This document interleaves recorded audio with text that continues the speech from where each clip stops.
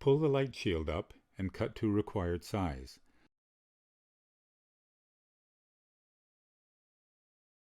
Slide the aluminum bayonet in.